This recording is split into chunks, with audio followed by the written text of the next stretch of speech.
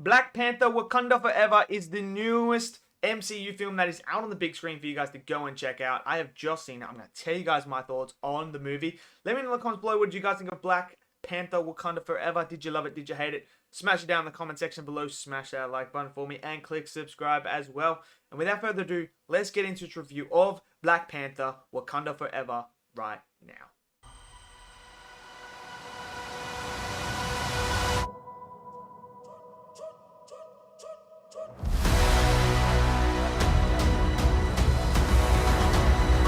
Okay, so Black Panther, the newest MCU film that is now out and available for everyone to go and check out on the biggest screen possible.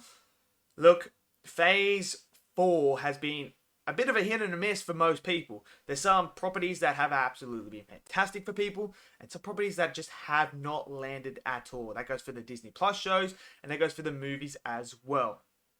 Now, I've had my questionable thoughts on Phase 4. There's things that I really liked that they did do in Phase 4, like Shang-Chi, like Spider-Man No Way Home, like Eternals, for instance. I really liked those movies. Liked Loki, didn't mind Moon Knight. And then there's other properties like She-Hulk, like Ms. Marvel, and Black Widow, that just didn't land for me. So I was hoping that they were going to end on a big strong note. And this was the first, we know all about the drama, well, not drama, but we all know all about the situation that Black Panther Wakanda Forever was facing.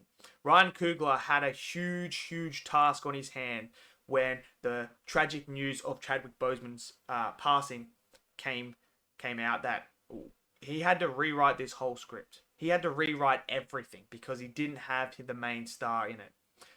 Now, I've got to say, look, for Black Panther, I actually really enjoyed this movie a lot. I really did. And I have to, just straight off the bat, give Ryan Coogler a massive props for what he was able to achieve with this movie under the circumstances of what took place. To lose your lead star in a tragic way like that, and then have to restructure, rewrite, redo everything again to try and figure out a way, how are we going to do this without recasting him? I understand, I think they should have personally recast T'Challa, but I totally understand why they didn't. And I was like, cool, they're going to go down that route, I'm going to support him 110%. And Ryan Coogler had to come up with a way to write T'Challa out. And I think the way that he did in this movie to write T'Challa out worked. I mean, I can't think of any other possible way that you could write him out of this story in any other way without having to recast him. Because, I mean, I've got to give him props for that. Because he delivered the best he could do with what he had. And look, that's where my first main criticism does come in for Black Panther is, look, as good as it is missing that star. It is missing that impact. It's missing Chadwick Boseman. It's missing T'Challa.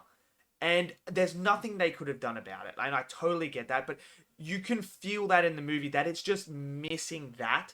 And if it had that, I believe this movie goes up another whole nother notch. It goes up massively.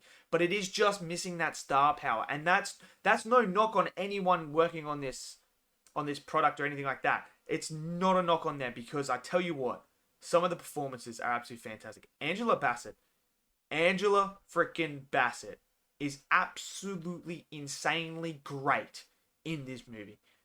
I can see her get an Oscar nomination for this, because she is so powerful. She is so riveting when she is on screen. She is fucking phenomenal.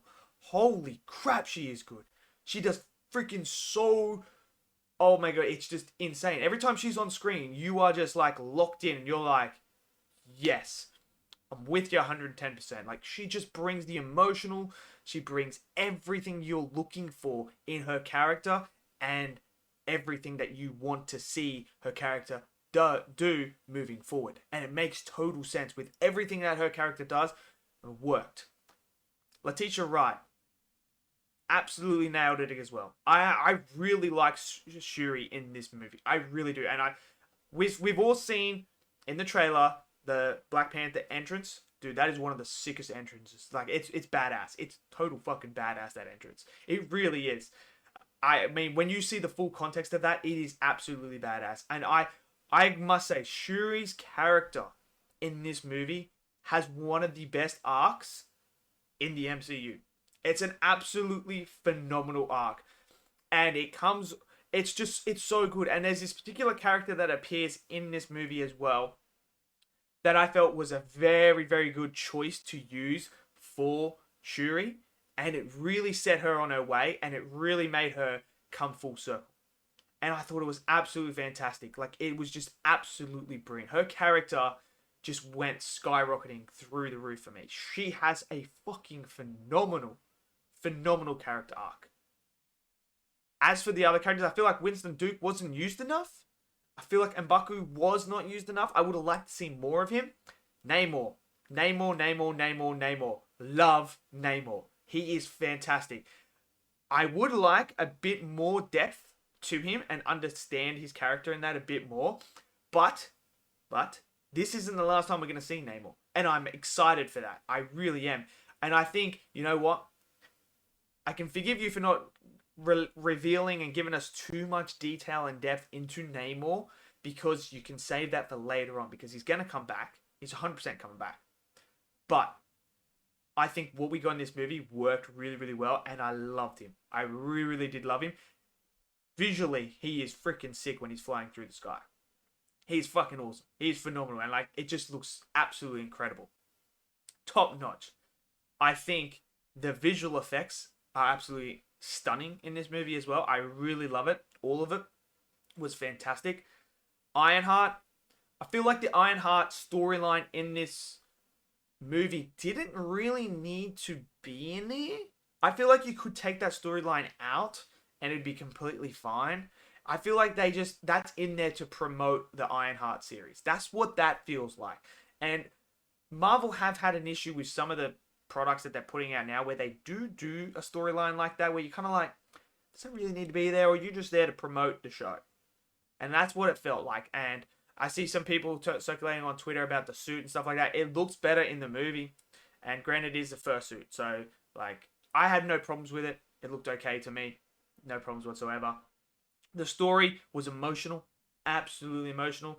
There's one post-credit scene that was emotional as well. That was great, and it really, really worked for me, and it made total sense, and I loved it, and it was just fucking brilliant, absolutely brilliant.